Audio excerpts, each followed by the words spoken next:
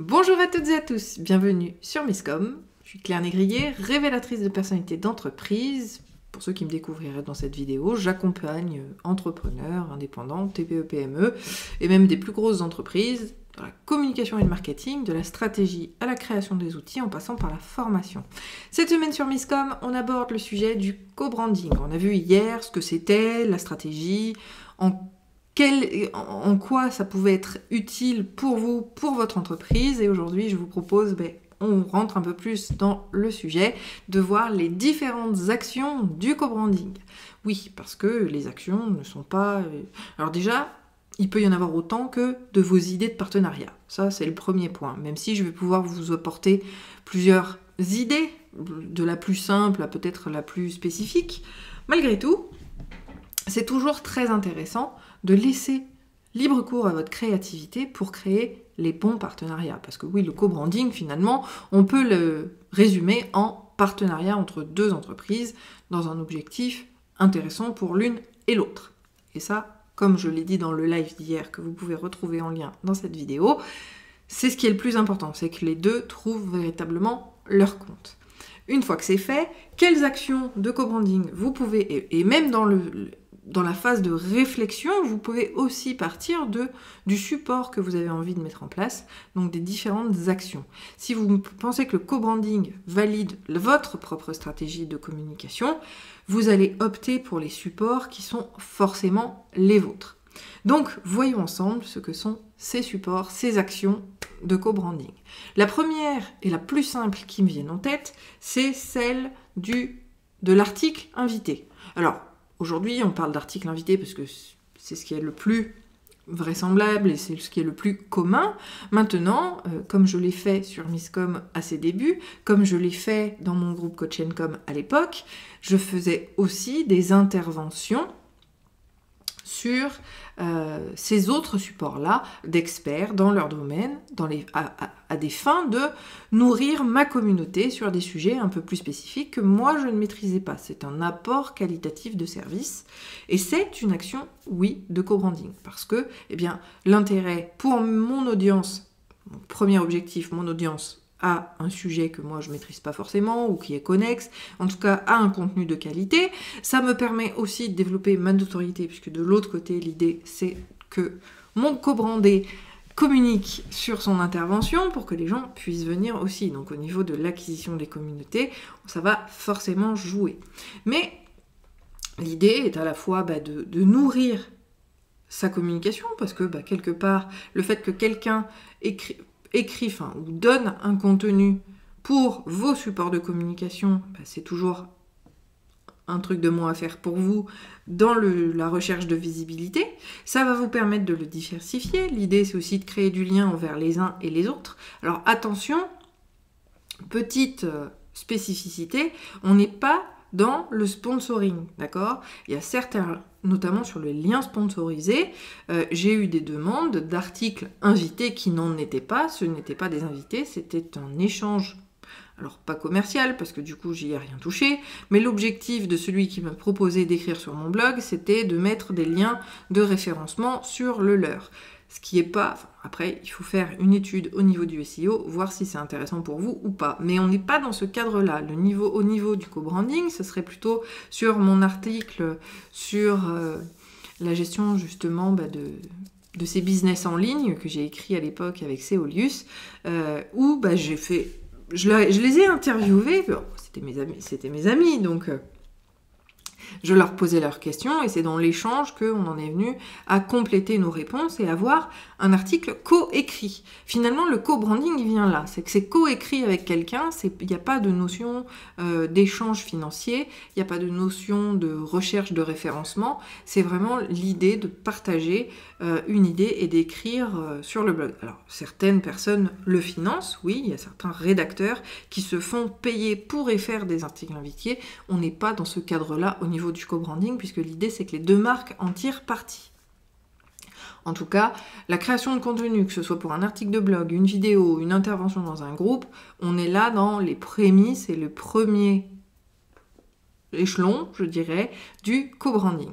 Le deuxième co-branding, qui lui ne s'appliquera bien évidemment qu'aux entreprises dont les produits sont physiques, et qui est le premier co-branding au monde, je crois, c'est l'Asile Colis. Alors vous allez me dire, mais Claire, qu'est-ce que c'est que l'Asile Colis? Alors, ce terme-là est très spécifique à notre domaine d'activité, mais à mon domaine d'activité qui est la communication, mais vous le voyez tous les jours, très souvent, en tout cas. C'est le principe très simple de mettre des prospectus, quel qu'il soit, hein. Ça peut être de la promotion, ça peut être juste de la mise en avant de produits, une page, une plaquette pour dire qu'on existe, peu importe, c'est un document de communication, quel qu'il soit, qui est inséré dans le paquet d'une autre entreprise. D'accord? Ça, on le voit beaucoup. On l'a vu beaucoup, notamment avec La Redoute, puisque c'était que de la vente par correspondance, et donc ça se fait beaucoup sur la vente par correspondance.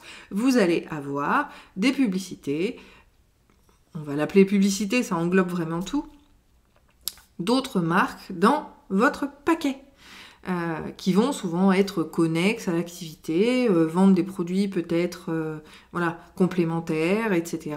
C'est le premier acte de co-branding qu'il y a pu exister au monde d'un point de vue très stratégique et très marketing. C'était ça, l'Asile Colis. En fait, bah oui, c'est le colis qui prête asile à de la documentation émanant d'une autre entreprise. Et aujourd'hui, il existe toujours.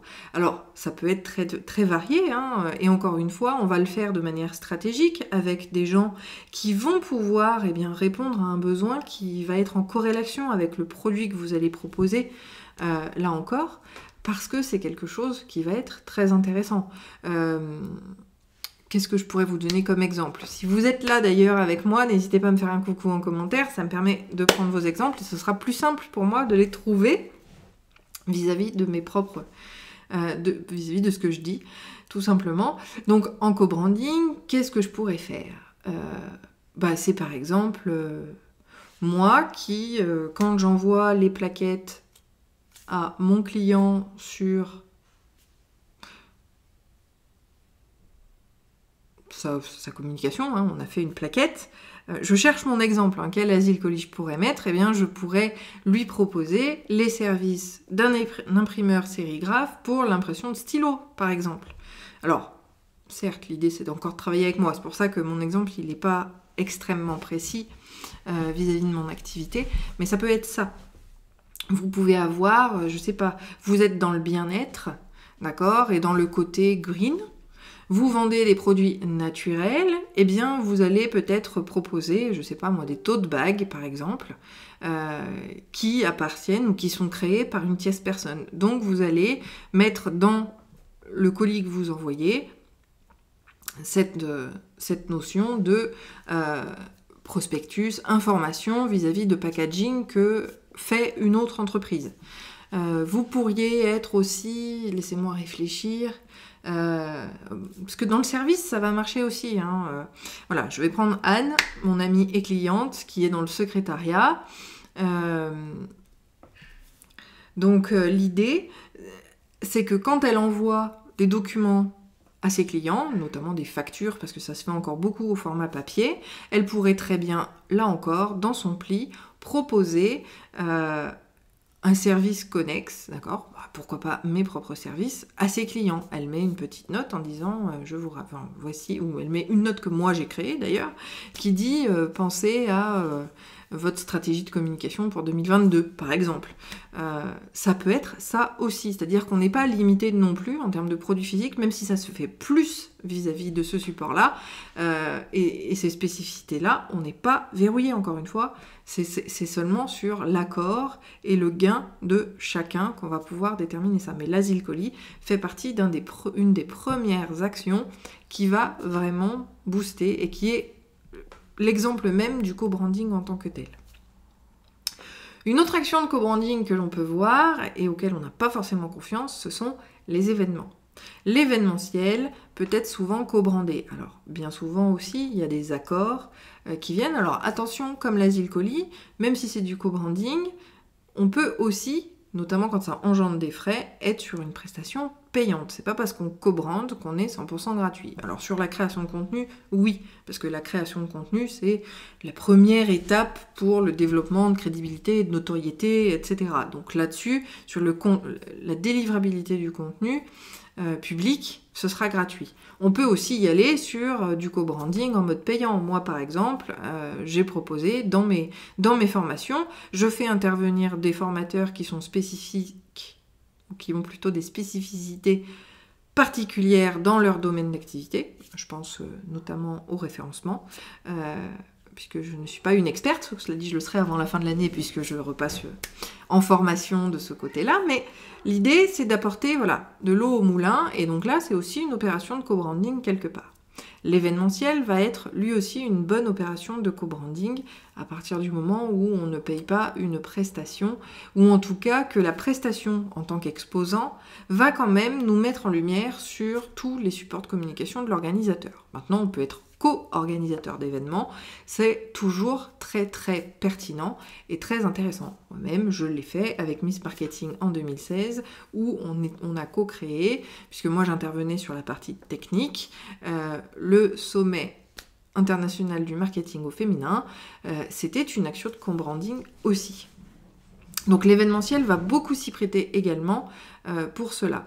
Co-branding, encore une fois, c'est l'association de deux marques pour obtenir quelque chose. On a même des créations de produits aujourd'hui, alors ça c'est plutôt au niveau de l'agroalimentaire et des grandes marques, mais on a deux produits qui vont s'associer pour créer quelque chose. Comme, alors pour pas faire de pub à la malbouffe, mais c'est pas grave, comme les fast-food qui font des partenariats avec Disney pour les cadeaux pour les enfants, avec Nestlé, par exemple, pour faire des glaces aux Smarties, aux Snickers, voilà. Dès lors que c'est une action de co-branding, puisqu'on a deux marques qui sont associées.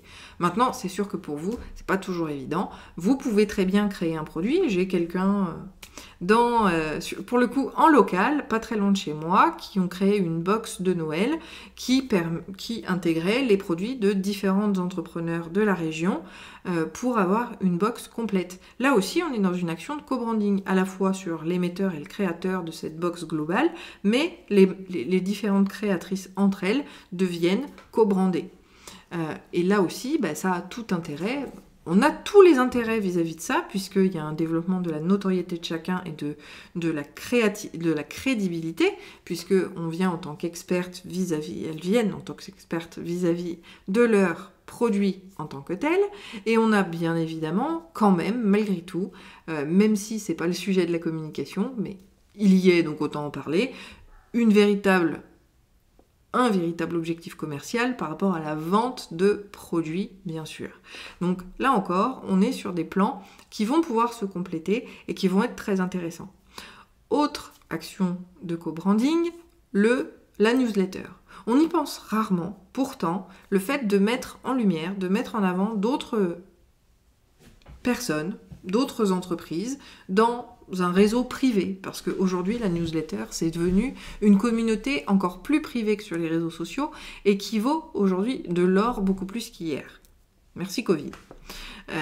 Le fait de faire intervenir ou de proposer des contenus qui vont être spécifiques où différentes personnes vont intervenir par le biais de l'emailing va rester là encore une action de co-branding. L'idée c'est que chacun va pouvoir partager des contenus spécifiques de l'un et de l'autre, ou alors on fait même une newsletter commune, c'est-à-dire qu'on a le même dessin, le même contenu, qui va être partagé sur les mailing lists de personnes différentes. Là encore, on est dans une action de co-branding qui va vous permettre de nourrir les différents objectifs et de mixer, puisque c'est quand même le principal, les communautés. On va retrouver aussi des actions de co-branding, comme je le disais, sur d'autres supports de communication, au niveau des réseaux sociaux, bien sûr. Notamment YouTube, par le biais des interviews. L'interview est une action de co-branding. Oui, parce qu'on intervient à deux.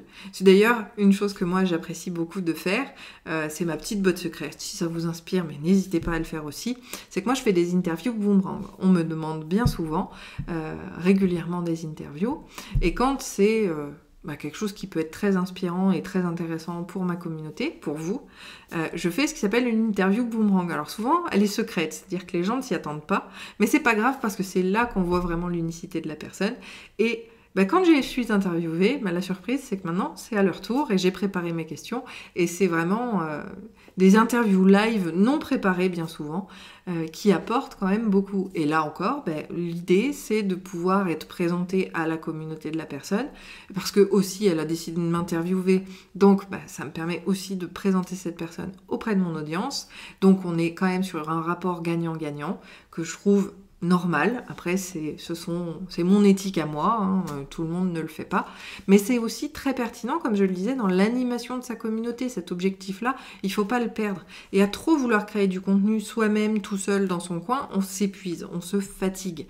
Finalement, le co-branding, c'est aussi une façon de pouvoir travailler plus sereinement et d'avoir un apport de contenu plus régulier que ce que l'on est capable de faire nous-mêmes, surtout à partir du moment où on a une activité qui se développe et dont nos services prennent la majorité du temps, et que le temps à allouer nous-mêmes à notre entreprise, et en tout cas à la création de notre contenu, est plus complexe.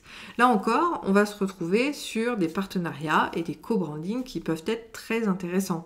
Vous pourriez également utiliser des co-branding sur la technique, d'accord? On peut associer deux marques. Moi, j'apporte la solution, les produits. Toi, tu apportes le packaging. C'est l'exemple qu'on a vu tout à l'heure. Je pourrais, comme pour le CIMOF,